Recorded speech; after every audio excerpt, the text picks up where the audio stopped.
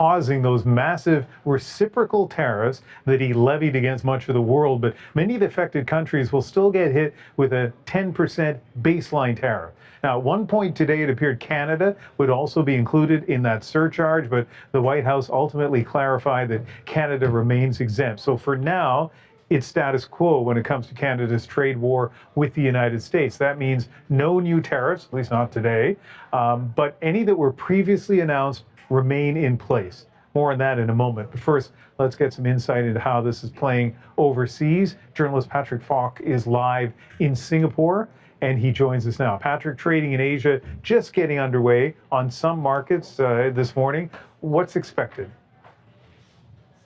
Well, we certainly are expecting markets to rebound today after yesterday's sharp losses and after Wall Street soared overnight. Gains are likely to be capped by uncertainty over how this all plays out between Washington and Beijing.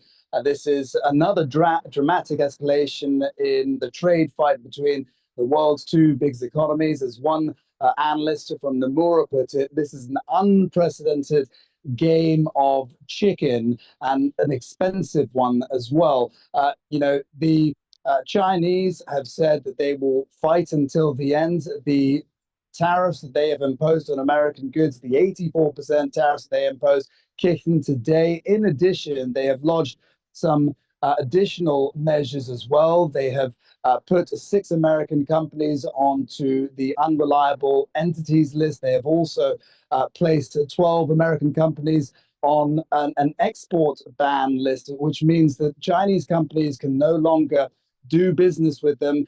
They are not allowed to sell dual goods. Those are goods that are used both for civilian and military purposes.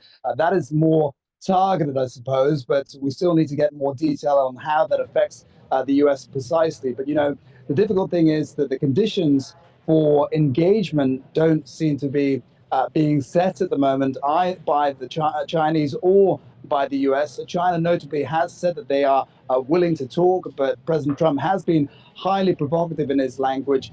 So it's difficult to see the two sides engaging with one another at this point. Patrick, you are live in Singapore, where it's just after 8 o'clock Thursday morning. Singapore's Prime Minister spoke out strongly against Trump's tariffs. Has there been any comment since news of the pause?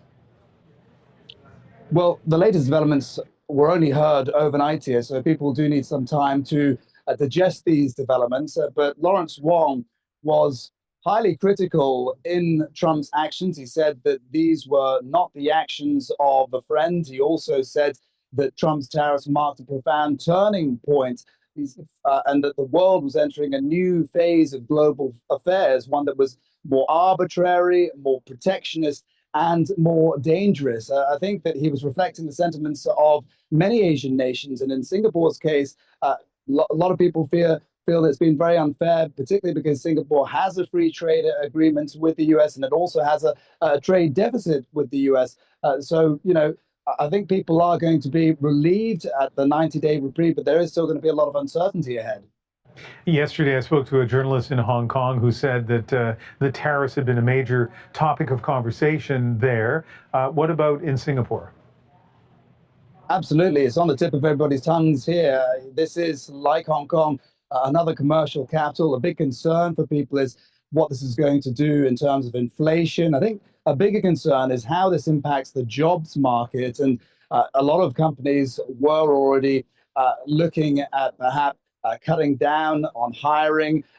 It's not clear whether or not anything will change at this point. There is still a lot of uncertainty, as we've said, and no doubt a lot of companies are going to remain cautious. But I think a lot of people feel that what they're going through right now is madness, frankly, and they are bracing themselves for a new sort of change in the world order.